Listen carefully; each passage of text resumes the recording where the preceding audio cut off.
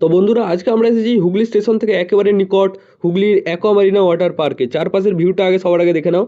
আর এই ওয়াটার পার্কে যদি তোমরা এসে থাকো তাহলে তোমাদের একদম দারুণ এক্সপিরিয়েন্স হবে। তো এই ওয়াটার পার্কের মধ্যে কি কি রাইড আছে আজকের এই ভিডিওতে দেখাবো, তো ভিডিওটা শুরু থেকে শেষ অবধি দেখতে থাকো।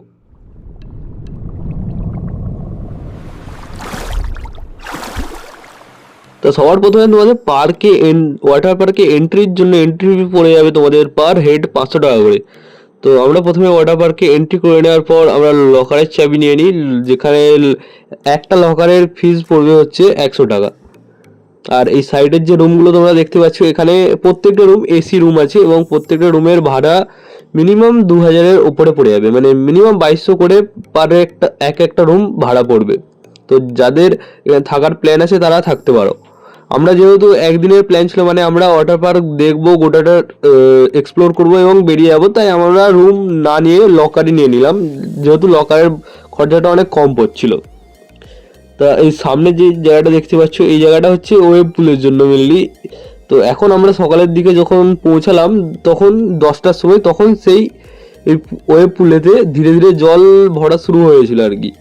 দেখতে পাচ্ছ কয়েকজন এমনি আছে, কারণ এখানে যে জলটা ঢুকছিল না, জলটা একদম চিল্ড ঠান্ডা জল ছিল, তাই এই জলটা অনেকে এমনি বসেও ছিল। জলটা বেশ আরামদায়ক লাগছে যখন জলটা ভর্তি হচ্ছিল। আর এটা চিলড্রেনদের জন্য মাঝখানে যে এই কেমন বলো, কেমন লাগছে দাদা? দারুণ লাগছে। এসে কেমন লাগছে? দারুণ। এই গাটা ছোট উঠে হয় না জলে নামার জন্য? লাইভ দেখানো হবে করে দাদা। বলুন দাদা, এখানে কেমন ফিল নিচ্ছেন? গাটা ছটফট করে না জলে নামার জন্য? আস্তে আস্তে এক্ষুনি দুর্ঘটনা ঘটে যেত।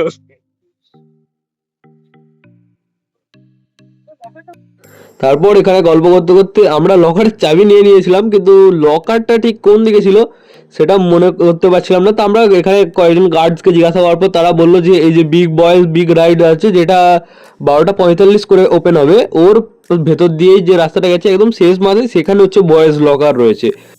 আর এখানে সামনে দেখতে পাচ্ছ হাত ধোয়ার জন্য কয়েকটা বেসিন রয়েছে এবং এর পেছনে রয়েছে, যদি কারো এমার্জেন্সি পেয়ে যায় তো সেই সময় ওপেন রাখা রয়েছে বাথরুম, মানে বাথরুম কি টয়লেট বলতে হয় ছেলেদের জন্য। আর এই যে আমরা যাচ্ছি শেষ দিকে, একদম শেষ পয়েন্টে হচ্ছে লকার রুম। আর মেয়েদের লকার রুম, যেখানে আমরা লকারে পেমেন্ট করেছিলাম, মানে ওটা গেট থেকে ঢুকতে একেবারে সামনে লেডিসদের লকারটা পড়ে যাচ্ছে।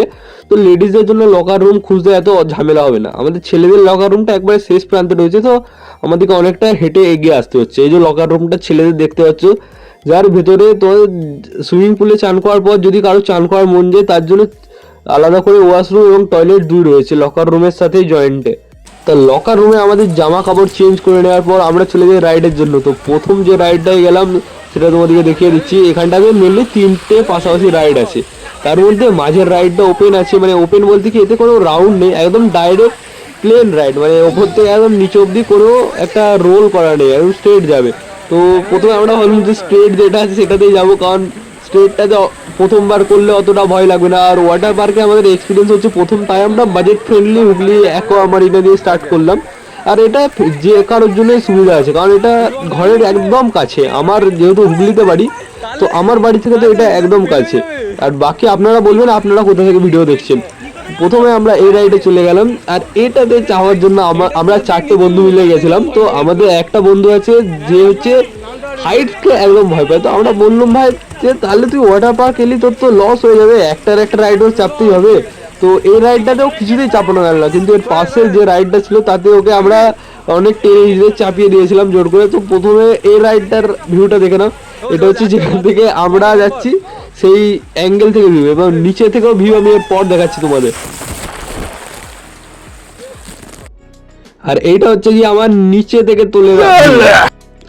আর যতবারই জলে যাব আমার কানে আর নাকে জল ঢুকবেই, মানে যে কোনো ভাবে আমি ল্যান্ড করি না কেন আমার কানে আর নাকে জল ঢুকবে। এটা হচ্ছে আমাদের প্রফেশনাল দাদা রূপম দা। তো এরা দেখতে পাচ্ছ মাথায় হাত দিয়ে একদম ফুল রিল্যাক্স হয়ে যাচ্ছে, একদম প্রফেশনাল। আর নিচের দিকে দেখতে পাচ্ছ এতক্ষণে ল্যান্ড করলো।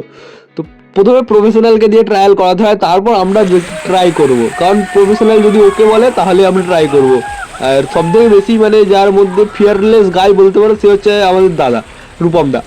তো এরপর আমি ট্রাই করলাম, আমার ক্যামেরা অ্যাঙ্গেল দেখতেই পাচ্ছ, আমার তো ভাই প্রথমবার আমি ট্রাই করছি, তো আমার জন্য তো একটা রিস্ক ছিল। কিন্তু একটা রাইড যে ট্রাই করে নেবে ভয়টা কেটে যাবে, বাকি রাইডগুলো একদম চিল হয়ে যায়, বাকি রাইডগুলোতে কোনো ভয় লাগবে না। আমি প্রথমে একটা রাউন্ড ট্রাই করলাম ওই একদম নীল কালারেরটা যেটা ওই ধারে ছিল, এবং এরপর আমি লালটা ট্রাই করে নিলাম। এটাতে নীলটা ট্রাই করার পর এটাতে কোনো ভয় লাগলো না, কিন্তু আমার পাটা এখানটায় স্লিপ হয়ে গেছিলো। আর এই যে মাঝের যে বন্ধুটা আছে এ হচ্ছে সব থেকে, এর নামও রূপম। তো আমাদের স্কোয়াডে 2 জন রূপম আছে, একে টেনে যে চাপানোর পর আমি নিজেই উল্টে গেলাম। এখানটাতে কি হয়েছিল কি আমার পাটা জড়িয়ে গেছিল, তাই আমি শেষকালে উল্টে পড়ে গিয়েছিলাম। আর এটা হচ্ছে সেই মাঝের জায়গাটা যেটা বলেছিলাম না, এটা চিলড্রেনদের জন্য, এটা যে কেউ আসতে পারে, কারণ এখানে কোনো আলাদা করে রাখা নেই যে বাচ্চার জন্য করা আছে, মানে বাচ্চারা, এটা সবাই আসতে পারে, বাচ্চা ফ্যামিলি। কিছু কিছু রাইডস আছে এখানে লেখা আছে যে মানে 8 বছর না হলে তাদের চাপা চলবে না, 10 বছর না হলে চাপা চলবে না, তো সেগুলোতে বাচ্চারা অ্যালাউ নেই। কিন্তু রাইডের ক্ষেত্রে সব রাইডে বড়রা অ্যালাউ আছে। তো এইটা হচ্ছে তো একটা স্লাইড ছিল, কিন্তু এই স্লাইডটা এত নিচু, সেইটাতে যেত আমাদের ওই রূপম নামের বন্ধুটি ভয় পাচ্ছিল ভাই। তো এইটাতে ভয় পাওয়ার মতো কিছু ছিলই না, এটা এক তো সব থেকে নিচু, প্লাস এখানে জলের হাইটও কম। এটা হচ্ছে আমি যেই ক্লিক করলাম, আমার 4 সেকেন্ডের মধ্যে আমি নিচে নেমে গেলাম, 4 সেকেন্ড নয় 3 সেকেন্ডে আমি নিচে নেমে গেলাম। এই যে রূপম, 2 রূপম পাশাপাশি বসে আছে, তো এক রূপম ভয় পেয়ে যাচ্ছে, দ্বিতীয় রূপম ঠিলে দিল ব্যাস। আর একে দেখে মেয়েগুলো ভাই হেসে ফেলেছে, যে মানে ও যে হারে ভয় পাচ্ছিল না, মেয়েরা ওই হারে ভয় পায় না। বাকি আমাদের সর্দার দা সুপর্ণ, তো ওকেও দেখতে পাচ্ছ, ওকেও ঠিলে দিতে হবে তবে নামলো, তারপর দাদা নেমে বললো।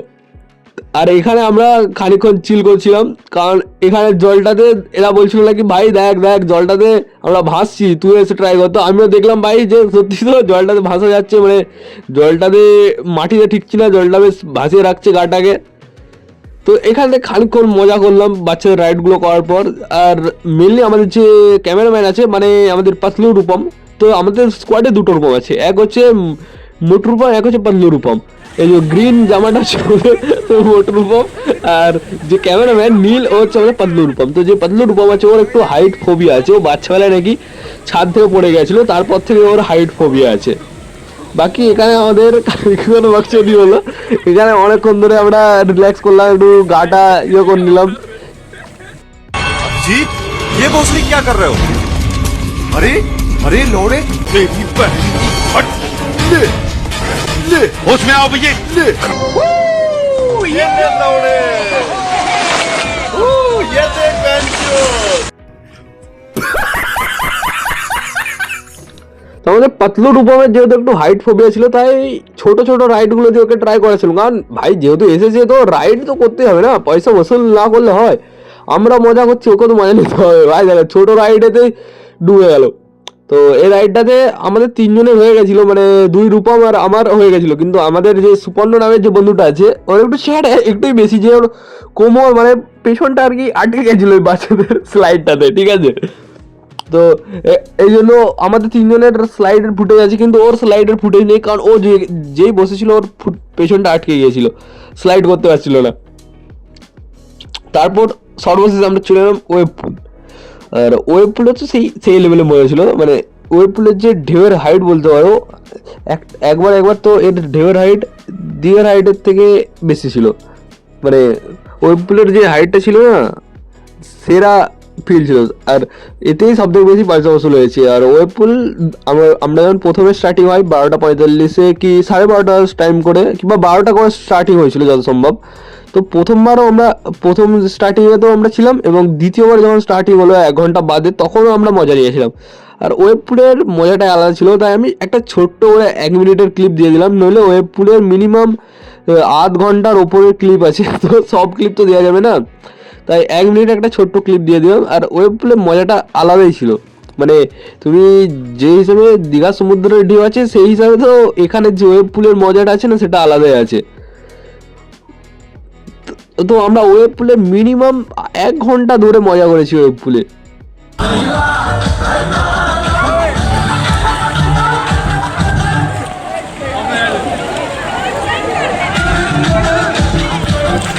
এরপর আমরা চলে গেলাম বিগ বয়েস বিগ রাইডে। এর যে রাইডটা ছিল না, এটা হেভি মজা ছিল। আর এই রাইডটাতে একটা ছেলে যায় না কি নিজে পাকামি মেরেছে, সেই ছেলেটার এই রাইডটাতে চড়তে গিয়ে তার মানে আইব্রোজটা ফেটে গেছিলো, আর ফেটে পুরো একদম গোটা গালে রক্তে ভর্তি হয়ে গেছিলো। আর সেটা ঘটনাটা ঘটেছিল ঠিক আমরা রাইডে চাপার আগে, কিন্তু সেটা হয়তো ছেলেটার দোষ ছিল, কিন্তু আমাদের তুমি ভেতরের ভিউ দেখতে পারো, আমরা রাইড করলাম, আমরা একদম সেফলি নেমে গেলাম। আর এটাতে আমাদের ওই মোটু সুপর্ণ এবং পাতলু রূপম দুজনেরই ফেটে গেছিলো, তাই ওরা এই রাইডটা মিস করে দিয়েছিল। এর পাশেও একটা আরো বড় রাইড ছিল যেটা একদম একদম স্যাক করে নেমে যাবে প্রচন্ড স্পিডে, তো সেই রাইডটা দেখে আমাদেরও ফেটে গিয়েছিল। তো আমি আর দাদাও সেই রাইডটা মিস করে দিয়েছিলাম, মানে দাদা বলতে আমাদের বড় রূপম, আমি এবং দাদা দুজনে মিস করে দিয়েছিলাম সেই রাইডটা। তারপর আমরা চলে আসি এখানে, যেখানে একটা ইমাজিনারি রেন টাইপের ক্রিয়েট করা হয়েছে, এবং এইখানে জলটাও ব্যাপক ঠান্ডা ছিল এবং জলটা প্রচুর ফ্রেশ ছিল।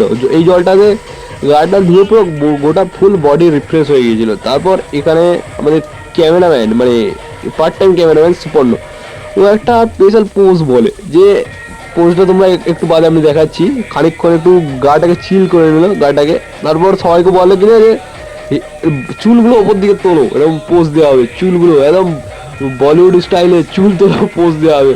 তো এর আগে প্রথমে বুঝতে পারছিল না, তারপর একজন বলছে বাইসেপ দেখাবো, কারণ জিম গায় আমাদের একজন, তো জিম গাই বলছে না বাইসেপ দেখাবো, আর সুপর্ণ বলছে না প্রথমে হেয়ার স্টাইল পোজ করো।